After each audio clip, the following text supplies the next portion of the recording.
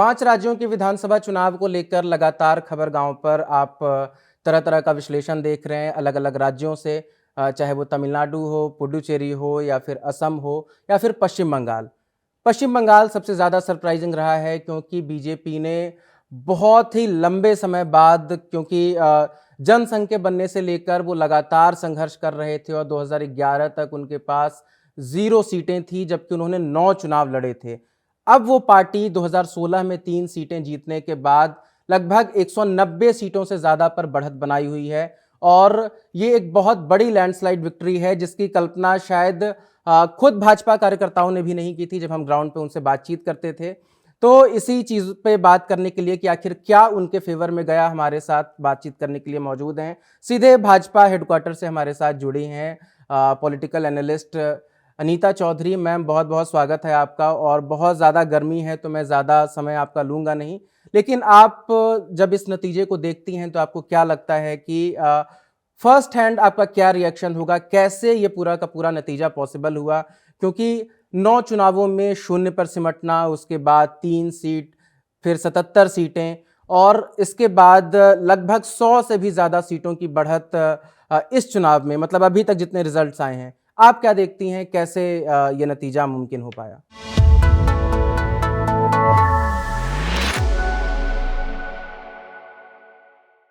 देखिए, आपने जैसा कि बोला कि आज गर्मी बहुत है, लेकिन इस गर्मी के बीच में हल्की हल्की फुहारों ने जैसे मौसम में थोड़ा सा ठंडक लाई है, वैसे ही बीजेपी के लिए पश्चिम बंगाल का नतीजा है। पश्चिम बंगाल के नतीजा ने उसकी राजनीति को जहां राहत दी है, वही माहौल बीजेपी ऑफिस की करें तो जाहिर सी बात है बहुत गर्म है।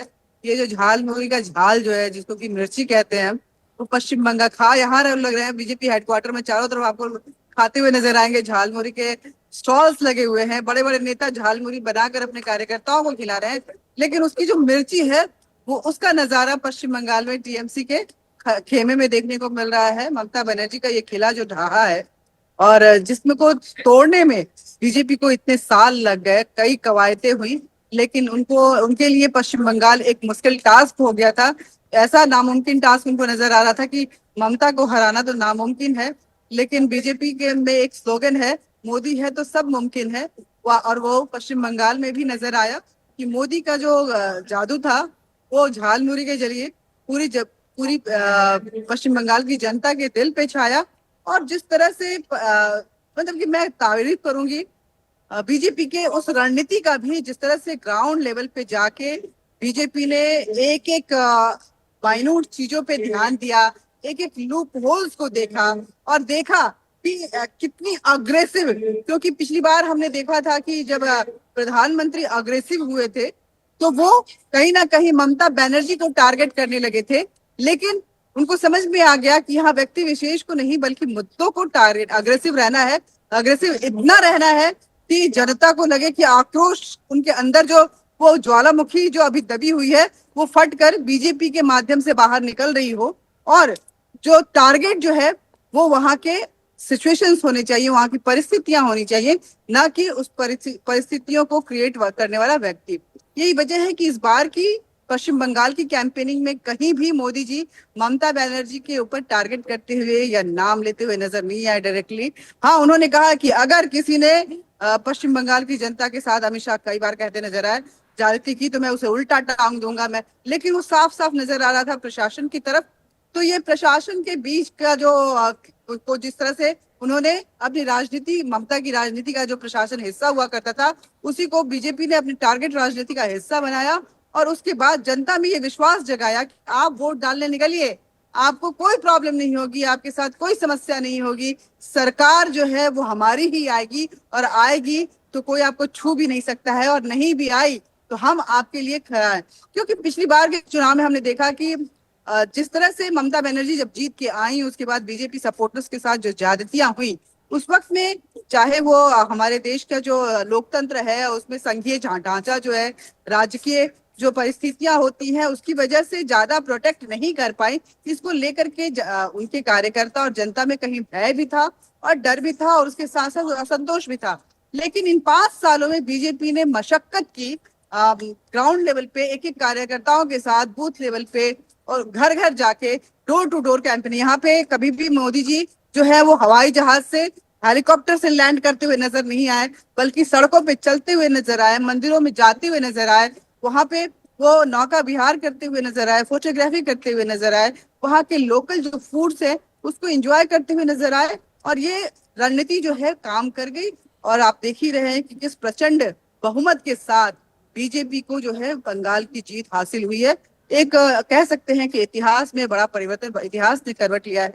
अच्छा मैम, हमने ये देखा कि फ्री बीज मॉडल जो है वो हर राज्य में काम करता है। झारखंड में किया, बिहार में किया, मध्य प्रदेश में किया, महाराष्ट्र में किया। अ, लेकिन यहाँ ये कैसे फेल होता हुआ नजर आया? लक्की भंडार को देखते हुए हमें ऐसा लग रहा था कि महिलाएं खुलकर बातें कर रही थीं कि लक्की भंडार से हमें बहुत फायदा मिलता है। लेकिन वो वो ट्रिक जो हर जगह काम कर जाता है, वो बंगाल में कैसे फेल हुआ? देखिए, स्टेट गवर्नमेंट ने लकी भंडार दिया था, लेकिन उसके एवज में जो वादे मैनिफेस्टो अगर देखें तो पश्चिम बंगाल की महिलाओं के लिए बीजेपी ने भरपूर उपहार डाल रखे थे। उसमें उनके लकी भंडार के ऊपर ज्यादा पैसों वाला उपहार भी था, फ्रीबीज। लेकिन हम देखें तो इस फ्रीबीज में अगर देखें तो कहीं ना कहीं महिलाएं जो हैं वो सदती हुई नजर आती हैं, उनको साधने की कोशिश की जाती है। इसलिए इसको आधी आबादी की जो अपनी समस्याएं हैं, आधी आबादी की जो अपनी जरूरतें हैं, उसको आज की राजनीति में राजनीतिक पार्टियां जो है इनकैश करती हैं। ये शुरू हुई परंपरा जो है अब सभी पार्टियों का अहम हिस्सा बन चुकी है। हालांकि ये अलग बात है कि जो लोग अकाउंट्स में पैसे दे रहे हैं वो सदन में 33% का आरक्षण नहीं दे पा रहे हैं महिलाओं को, वहां पे वो फ्रीबीज काम नहीं आ पा रहा है। लेकिन एक बात तय है कि ये बात राजनीतिक दलों को समझ में आ गई है कि अगर हम एक महिला को साधते हैं, एक महिला को अपने अंदर अपने से जोड़ते हैं, तो पूरा घर जुड़ता है। उस घर के माध्यम से दो चार आसपास के घर भी जुड़ जाते हैं और फिर वो मोहल्लों में तब्दील हो जाता है। और मोहल्ला कैसे एक बड़े वोट के रूप में नजर आता है, उसकी वानगी मात्र हम पश्चिम बंगाल में हमने देखा। हमने इसको कई राज्यों में भी देखा है। इससे पहले जब आसाम एक नामुमकिन सा टास्क था, वहां भी बीजेपी जब जीती थी तो ऐसा ही नजर आया था कि आप महिलाओं को हमने देखा मध्य प्रदेश में किस तरह से महिलाओं ने चमत्कार किया, छत्तीसगढ़ में महिलाओं ने किस तरह से अपना अपना अपना जो प्यार है वो सरकार की तरफ उलेटा दिया था लखपति दीदी के नाम पे। तो ये फ्री बीज जो है एक महिलाओं को साधने की कोशिश है। महिला वोटर्स जो है, जो आधी आबादी है, हम कहते हैं कि ये आधी आबादी का वोट है, लेकिन सत्ता पूरी तरह से पूरा परिवार है। और पूरे परिवार के माध्यम से जब राजनीतिक चर्चाएं होती हैं आसपास में, आपके गली मोहल्लों में, आपके पड़ोसियों के साथ, आपके दोस्तों के साथ, तो वो सधा हुआ परिवार जो है उनको साधने की कोशिश करता है कि नहीं नहीं, ये तो बहुत अच्छा काम कर रहे हैं, हमको तो बहुत फायदा हुआ जी। अब वो दूसरा परिवार भी जो है उसको समझने की, उसके फायदे लेने की कोशिश करता है और उन कोशिशों में एक चेन सा बनता हुआ नजर आ रहा है। हम देखें तो ये राजनीति में फ्रीबीज जो है, जिसको लेकर के सुप्रीम कोर्ट भी बार बार फटकार लगाती है कि ये फ्रीबीज की राजनीति बंद होनी चाहिए, लेकिन उसके लिए कोई कड़े नियम नहीं आए हैं, कोई कड़ा लिमिट समय सीमा जो है वो तय नहीं हो पाई है। बहुत अच्छा है कि वोटर को साध रहे हैं, लेकिन एक लंबे दौर में देखें, एक दूरदर्शिता के तौर पे देखें तो ये फ्री बीज जो है वो कहीं ना कहीं देश को ही नुकसान पहुंचा रहा है।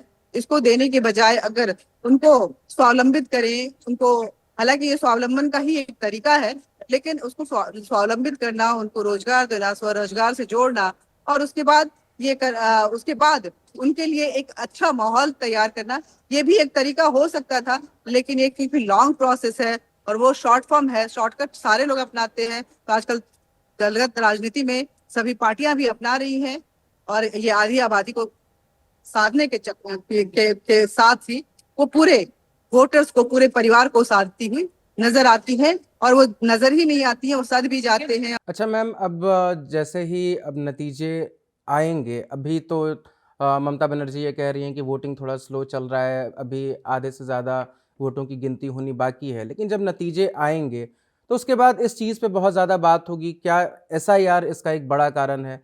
क्योंकि हमने देखा कि हमने उन सीट्स पे ज़्यादा देखा है, खासकर दो जिले मालदा, मुर्शिदाबाद, वहाँ पे हमने देखा कि लगभग 10 लाख से भी ज़्यादा नाम वहाँ पे काटे गए उन दो जिलों में। लेकिन वहाँ जब हम देख रहे हैं सारे नतीजों को, तो वहाँ पे भाजपा कई जगहों पे दूसरे तीसरे नंबर पर भी नहीं है। वहाँ चूंकि मुस्लिम बहुल आबादी है वहाँ पे, तो आपको क्या लगता है कि एसआईआर एक बड़ा कारण रहा, क्योंकि लॉजिकल डिस्पेंसर के नाम पे इन्होंने से लगभग 27 लाख नाम चुनाव आयोग ने काटे उन लोगों के जो एग्जिस्ट करते हैं। लेकिन फिर ये भी हमने देखा कि जो मुस्लिम बहुल इलाके हैं वहां पे बीजेपी नहीं आगे आ पा रही है, वहां पे ऐसी स्थिति में भी टीएमसी ही आगे है। तो फिर इसका असर आखिरकार कहाँ पड़ा? क्या जहां पे मिश्रित आबादी थी, जहां पे जितने हिंदू थे उतने मुस्लिम थे, वहां पे जो नाम काटे उसका ज्यादा असर पड़ा, और उन जगहों पे ये ज्यादा असर नहीं डाल सका जहां पे मुस्लिमों की आबादी बहुत ज्यादा थी? देखिए, ऐसी बात नहीं है। आप देखेंगे तो ये एक सतत प्रक्रिया है। जो वोटर्स की जो रिफॉर्मिंग होती है, उसकी जो स्क्रूटनी होती है, ये एक सतत प्रक्रिया है। उस प्रक्रिया के तहत ही हुआ है। और आप ही बताइए, अगर कोई वोटर एग्जिस्ट ही नहीं करता हो, इसमें ऐसा नहीं है कि सिर्फ मुसलमानों के ही नाम कटे थे, हिंदुओं, बड़ी संख्या में हिंदुओं के नाम भी कटे थे। कई तो एग्जिस्ट कर रहे थे, उनके भी नाम कटे थे। लोगों का यही कहना था कि जिस तरह से पश्चिम बंगाल में वोटर्स के नाम काटे गए हैं, इसका खामियाजा बीजेपी को ही भुगतना पड़ेगा। लेकिन ये भी तय है कि जो नहीं एग्जिस्ट करते हैं। लेकिन हमने ये देखा कि मथुआ बहुल जो सीटें हैं, बागदा के आसपास, बुनगांव, ये सब जो सीटें हैं, गाय घाटा, वहां पे हमने देखा है कि बीजेपी पूरा का पूरा क्लीन स्वीप करती नजर आ रही है। हमने मैप में देखा इलेक्शन कमीशन के, वो पूरा का पूरा एकदम भगवा दिख रहा था। तो इस पे भी थोड़ा सा प्रकाश डालिएगा कि जब इतनी नाराजगी थी मथुआ वोटर्स के अंदर, तो फिर ये वोटों में ऐसे क्यों नजर आया? देखिए, मथुआ वोटर्स की अपनी शिकायतें थी, लेकिन बीजेपी बातचीत के जरिए लगातार मथुआओं के साथ संपर्क में थी। उनके शिकायतों को समझने की कोशिश कर रही थी। उनका हल भी किए जाने के लिए जो वादे हैं वो किए जा रहे थे।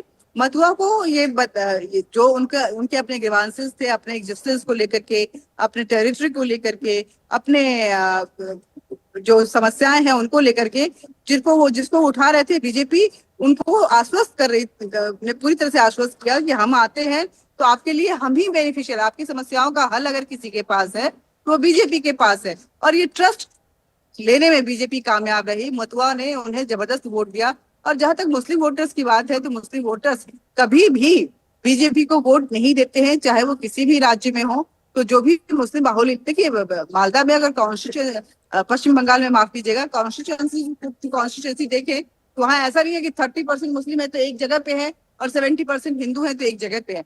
वहाँ ये जो समीकरण है वो कॉन्स्टिट्यूंसी टू कॉन्स्टिट्यूंसी बदल जाती है। आप मालदा के, नदिया के क्षेत्र में जाएंगे तो वहाँ पे मुस्लिम बाहुल इलाके ज्यादा हैं बनिस्बत हिंदू बाहुल इलाके के।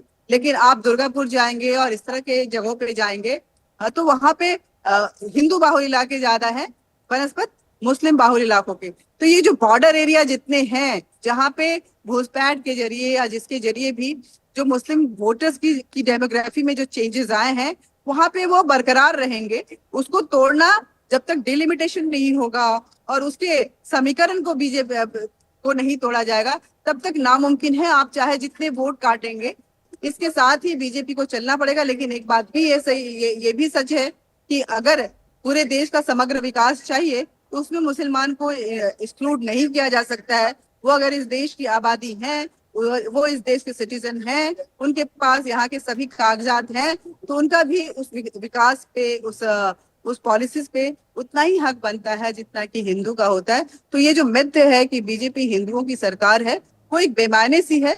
हाँ, मुसलमानों के मन में ये जरूर भरा हुआ है, जिस पर बीजेपी को वर्कआउट करने की कोशिश या कर भी रही होगी, लेकिन कामयाबी अभी तक नहीं मिली है। अच्छा मैम, जैसे कुछ जो बयान काफ़ी ज़्यादा विवादों में आए, जैसे योगी आदित्यनाथ ने कहा कि मौलानाओं की बात मत सुनिए, इनको कलकत्ता की सड़कों पे झाड़ू लगाना पड़ेगा।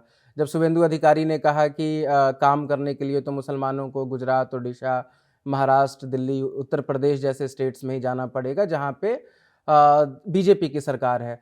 तो ये सब बयानों की वजह से क्या जहाँ पे मिश्रित आबादी है, जहाँ पे हिंदू और मुस्लिम बराबर में हैं, या फिर हिंदुओं की संख्या थोड़ी ज़्यादा है, वहाँ पे क्या हिंदू वोट बहुत ज़्यादा कंसोलिडेट हुआ है एक जगह पे?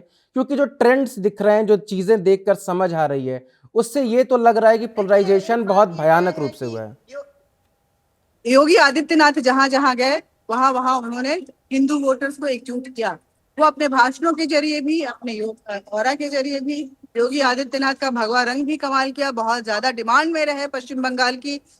इस बार के इलेक्शन में हर कोई चाहता था कि मेरे क्षेत्र में आके योगी आदित्यनाथ कैंपेनिंग करें, लेकिन ऐसा नहीं है कि पोलराइजेशन एक तरफ से हुआ। आप देखें तो जहांगीर, जिसको जिसके जो फालदा सीट जो है, जिस पे फिर से इलेक्शन, फिर से वोटिंग होनी है, या फिर सयानी घोष के वो गाने कि नबी और मेरे दिल में मक्का नैन में मदीना, ये सारी चीजें भी हुई।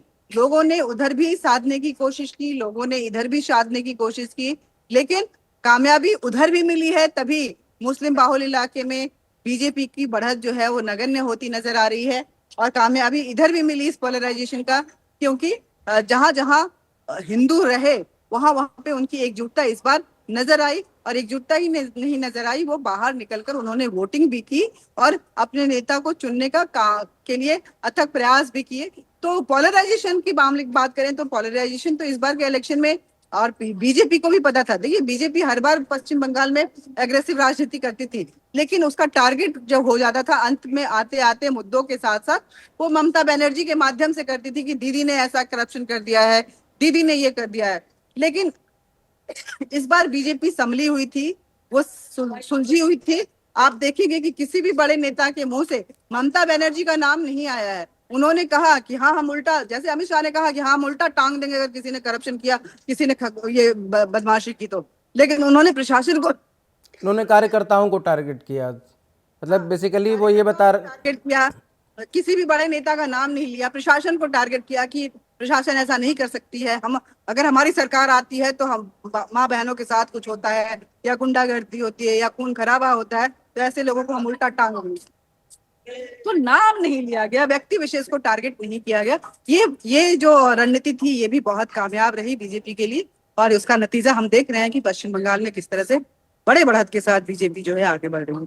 मैम, आपको लगता है कि एक लेवल प्लेइंग फील्ड था इस बार का चुनाव? क्योंकि हमने देखा कि जैसे ही चुनाव आयोग ने पावर अपने हाथ में लिया, वैसे ही 39 अधिकारियों के तबादले हुए, उन्हें उनके पद से हटाया गया।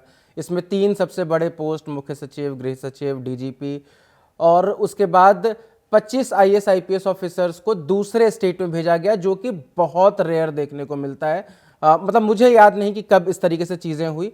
तो आपको क्या लगता है कि फेयर इलेक्शन कराने के लिए ये चीज़ें ज़रूरी थी, या फिर अपने लोगों को दूसरे स्टेट से लाने के लिए? देखिए, ये चीज़ हम मानते हैं, सब मानते हैं कि 2018 में 2018 के पंचायत चुनाव में 33% ऐसी सीटें थी जहां पे टीएमसी के खिलाफ किसी ने कंटेस्ट तक नहीं किया। तो फेयर इलेक्शन की डिमांड तो हमेशा से थी ही, क्योंकि अगर इस तरीके की चीज़ें देख, ऐसा तो है नहीं कि सारी पार्टियां अपना कैडर बिल्ड कर रही है। सीपीआईएम के पास अपना एक कैडर है जितना भी बचा है, बीजेपी अपना कैडर बढ़ा रही थी, और ऐसे में 33% सीटों पे कोई कंटेस्ट ही ना करे, ये तो मुमकिन ही नहीं है आज के डेट में। तो वो तो एक चीजें थी, लेकिन क्या केंद्रीय एजेंसियों ने, बंगाल चुनाव में आयोग ने दहशत का माहौल था, पश्चिम बंगाल में भय और दहशत का माहौल था, जिसको, उस भय और दहशत के किले को, उस बबल को बीजेपी ने फोड़ा है, उसको क्रैक किया है उस किले को, और उसमें अपने एक शानदार प्रदर्शन के साथ उभरी है। लेकिन अगर हम बात करें पश्चिम बंगाल में, अगर कि क्या कार्यकर्ता ने या फिर ममता बनर्जी ने या ब्यूरोक्रेसी के चेंजेस वजह रहे, तो इसमें सिर्फ और सिर्फ जनता वजह रही है। अगर जब भी इलेक्शन आता है तो ब्यूरोक्रेटिक चेंजेस आते हैं, हमने देखा है हर राज्य में इलेक्शन होता नहीं है कि ब्यूरोक्रेसी में बदलाव लाए जाते हैं।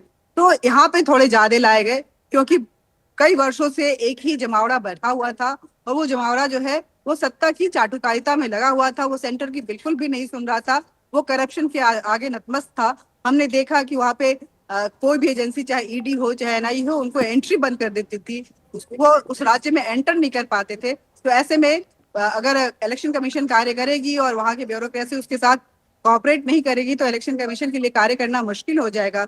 और क्योंकि वहां पे जितनी भी ब्यूरोक्रेसी थी, लोकल ब्यूरोक्रेसी, चाहे लोकल पुलिस जो है, वो अगर करे स्टेप उठाती है तो उसको कहीं ना कहीं ममता बनर्जी का खामियाजा भुगतना पड़ता। अगर सरकार बीजेपी की नहीं आती तो बीजेपी ने बाहरी राज्यों से ब्यूरोक्रेट्स को बुलाया, आईपीएस ऑफिसर्स को बुलाया और उनको कमान दे दी कि आप कीजिए, ताकि डेपुटेशन पे आइए, आप इसकी कमान संभालिए, फेयर इलेक्शन करवाइए, लोगों के अंदर से भय मुक्ति करवाइए, लोगों को वोट वोट देने के लिए बाहर निकालिए। और उसके बाद ये जो डेपुटेशन है ये रेयर हो सकता है, लेकिन मुझे लगता है कि पश्चिम बंगाल के लिए बहुत ज्यादा जरूरी था। नहीं तो ये संभव नहीं था कि वहां के जो इतना अहिंसक चुनाव हो पाता, क्योंकि पश्चिम बंगाल के चुनाव में खून खराबा नहीं हो, हर बूथ पे दो चार लोगों के साथ झड़प नहीं हो, और दो चार मर्डर नहीं हो, दो चार लोगों की जान ना जाए, ये दो चार घरों में आग ना लगे, ये आज तक के रिकॉर्ड में नहीं रहा। वामपंथ से लेकर के ममता बनर्जी तक का कार्यकाल देख लीजिए। चुनाव मतलब वहां पे हिंसा होती है, हिंसा होता ही होता है, लेकिन इस बार किसी ने हिम्मत नहीं की कि किसी के ऊपर थप्पड़ भी चलाए या गाली गलौज भी करे या किसी को मारे, किसी को चाकू मारे, किसी से खून खराबा हो, ये किसी ने नहीं देखा। तो ये एक बड़ी उपलब्धि के रूप में देखा जाना चाहिए। जैसे हमेशा बीजेपी के लिए एक चुनौती ये रही कि जब भी उनके स्टार प्रचारक आते हैं, इनफैक्ट जब प्रधानमंत्री नरेंद्र मोदी आते हैं, अमित शाह जब कहीं भाषण देते हैं तो वो हिंदी में देते हैं, लेकिन जो अपील होता है वो आमतौर पर बंगाली में होता है। और इसकी वजह से हमने देखा है कि टीएमसी के जो स्टार प्रचारक हैं उन मतलब जब भी मतलब बंगाली अस्मिता, बंगाली कल्चर की बात होती है तो वहाँ ऐसा लगता है कि बीजेपी उनके साथ उतना एसोसिएट नहीं हो पाती, उतना अलाइन नहीं हो पाती। और इस बार भी कहीं न कहीं ऐसा लग रहा था कि और जिस तरीके से हमेशा टीएमसी ये पुश भी करती है कि ये गुजरात के लोग आकर चलाएँगे, ये बाहर के लोग आकर चलाएँगे, ये बंगाली कल्चर को जानते नहीं। ऐसे में ये कैसे सधा? सबसे मतलब क्योंकि इस बार बंगाली अस्मिता भी बहुत ज़्यादा हावी था मुद्दा, क्योंकि जिस तरीके से बंगाली मजदूरों पे जिस तरीके से बीजेपी शासित राज्यों में ग्राउंड हमले लेवल हुए पे हैं। देखेंगे, बीजेपी की रणनीति को अगर समझेंगे तो ग्राउंड लेवल पे देखेंगे तो पश्चिम बंगाल के एक एक कार्यकर्ता जो है वो लगे हुए थे। जैसे पिछली बार हमने देखा कि कमांड जो होता था वो यहाँ से दिल्ली से जाते हुए लोग जो है वो संभालते थे, और नेताओं को वो उनको फॉलो करना पड़ता था। लेकिन इस बार ऐसा नहीं था। ऊपर में अमित शाह बैठे हुए थे जो हिंदी भाषी थे, गुजराती भाषी थे, लेकिन कमान वहां से सिर्फ एक व्यक्ति को कमान जा रहा होगा, अगर जा रहा होगा तो वो शुभेंदु अधिकारी को। और शुभेंदु अधिकारी सभी बंगाली नेताओं को, कार्यकर्ताओं को साध रहे थे। तो पश्चिम बंगाल में ये भी वो हिंदी भाषी का जो भाषाई मित्र था उसका बबल भी फूटा कि हिंदी और बंगाली में कोई अंतर नहीं है, हम सभी हिंदुस्तानी हैं, हिंदी भाषा का कोई बहिष्कार नहीं है, और बंगाली हमारे हमारे लिए सबसे प्रिय है। वंदे मातरम हम भी गाते हैं, वंदे मातरम बंगाली भी बंगाल की जन्मभूमि से उभरी ये वंदे मातरम जो है पूरे देश के लिए क्रांति का एक गीत बनी थी, और जिसकी आज भी हम पूजा करते हैं। तो ये एक अच्छा मैसेज भी गया था, और साथ में जो बंगाली कनेक्शन है कार्यकर्ता टू कार्यकर्ता, जनता टू कार्यकर्ता में, वो भी बना रहा। क्योंकि वहां पे ब्रिज का काम कर रहे थे शुभेंदु अधिकारी, जो नीचे के कार्यकर्ताओं में जोश भरने का काम कर रहे थे। वो नीचे के कार्यकर्ताओं को लगा कि अरे हम अपने बंगाल में अपने बंगाली नेता के साथ हैं, हमारा बंगाली नेता जो है हमारे साथ जुड़ा रहेगा, यहाँ पे हमारे को हमसे बात करने के लिए कोई है जिससे ये अगर चला भी जाएगा तो वो हमसे बात करेगा। वो अगर सरकार नहीं भी आती है तो एक बैठा हुआ है जो हमसे बात कर सकता है, ये बड़ा नेता लोग चला जाएगा तो कोई प्रॉब्लम नहीं आएगी। तो ये एक ट्रस्ट बिल्डअप जो है ना, वो बहुत ज्यादा काम किया इस बार के पश्चिम बंगाल के इलेक्शन में। और वो जनता टू निचले स्तर के कार्यकर्ता, निचले स्तर के कार्यकर्ता टू वहां के जो क्षेत्रीय और प्रांत के कार्यकर्ता हैं, और उस प्रांत के कार्यकर्ता के साथ शुभेंदु अधिकारी का कनेक्शन, उस शुभेंदु अधिकारी के साथ जो केंद्रीय अधिकारी हैं, जो बीजेपी के केंद्रीय जो चेहरे हैं, उनका कनेक्शन, ये जो चेन एक बना, और उस चेन में कहीं भी कुछ डिस्ट्रप्शन नजर नहीं आया।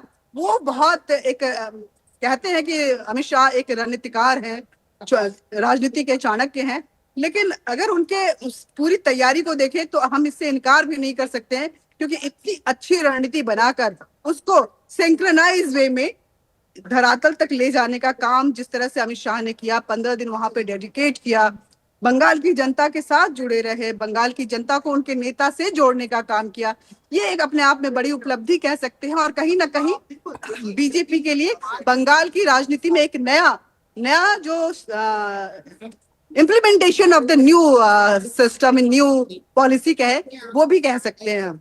अच्छा मैम, जैसे आपने पूरा क्रेडिट दिया शुभेंदु अधिकारी को कि बंगाल में ये चीज़ें वो संभाल रहे थे, जो कैडर को मोबिलाइज वो कर रहे थे, कैडर बढ़ाने के पीछे उनका बहुत रोल था, क्योंकि वो सबसे बड़े बंगाली नेता जो 2 हैं, दिलीप घोष और शुभेंदु अधिकारी, लेकिन आपने शुभेंदु अधिकारी का नाम ज़्यादा लिया, मतलब उन्हीं का आपने नाम लिया। तो जब आप बीजेपी ऑफिस में भी आप हैं, तो वहाँ चर्चाएँ क्या चल रही हैं? जैसे वहाँ क्या चर्चाएँ चल रही हैं कि क्या कोई बहुत सरप्राइज़िंग चेहरा ये लोग लाने वाले हैं, या फिर ये इस शुभेंदु बार अधि इस बार पश्चिम बंगाल में बीजेपी ने शुभेंदु अधिकारी को ही चुनावी कमान दिया था, शुभेंदु अधिकारी को नेता के तौर पे उतारा था। और उसके बाद जितने भी बड़े नेता थे, चाहे वो दिलीप घोष हों या कोई और अन्य हो, चाहे जितने भी सांसद थे, उन्होंने बंगाल में शुभेंदु अधिकारी के इंस्ट्रक्शन को कभी भी खारिज नहीं किया, उसको स्ट्राइक डाउन नहीं किया। तो ये डिसिप्लिन ऑफ द पार्टी जो जिसको कहते हैं, वो वहां पे देखने को मिली। किसी नेता ने, चाहे कितने बड़े नेता दिलीप घोष माने जाते हैं या बहुत सारे ऐसे नाम हैं, उन्होंने ये नहीं शो किया कि I am full of desire of the chair. वो उन्होंने शुभेंदु अधिकारी को नकारा नहीं। तो ये एक अच्छी बात है, ये बहुत ही अच्छी बात है। और ये जो तालमेल बना रहा, उसके पीछे भी कहीं ना कहीं केंद्रीय जो बीजेपी है उसका बहुत बड़ा रणनीति रहा, उसकी बहुत बड़ी भूमिका रही। तो मतलब कुछ भी सरप्राइजिंग नहीं आने वाला है बंगाल इलेक्शन के बाद, आपको क्या सरप्राइजिंग ख्याल है? आने वाला है कि इतने सालों बाद यूं कहें कि नहीं नहीं, सरप्राइजिंग चेहरा नहीं आने वाला है मुख्यमंत्री के लिए, वो मैं कह रहा हूँ।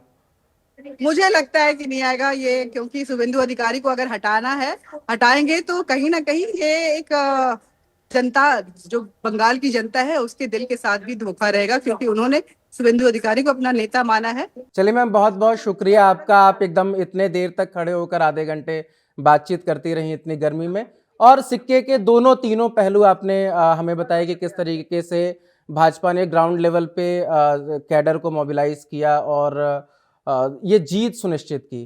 तो अब सबसे ज़्यादा चर्चा इस बात की होगी कि नरेंद्र मोदी के चेहरे पे और अमित शाह के मैनेजमेंट पे ये पूरा चुनाव लड़ा गया, लेकिन अब जब भाजपा बहुमत में आ गई है, एक बहुत बड़ी लैंडस्लाइड विक्ट्री है, तो फिर मुख्यमंत्री का चेहरा कौन होगा? क्योंकि लोगों की पसंद, जब आप बातचीत करते हैं तो शुभेंदु अधिकारी को सबसे ज़्यादा पसंद किया जाता है, लेकिन भाजपा जानी जाती है सरप्राइज के लिए। तो क्या ऐसा सरप्राइज होगा, या फिर जिस व्यक्ति के चेहरे पे ये सारा कुछ लड़ा गया, जो व्यक्ति फ्रंट फुट पर आकर ममता बनर्जी के खिलाफ लड़ा, नंदीग्राम में ममता बनर्जी को हराया भी, और भवानीपुर में अभी वोटिंग लगातार चल ही रही है, तो क्या उस आदमी को ये पूरा क्रेडिट मिलेगा, वो मुख्यमंत्री पद भी मिलेगा? ये एक बड़ा ही दिलचस्प रहने वाला है ये मामला। जुड़े रहिए खबरगांव के साथ। नमस्कार।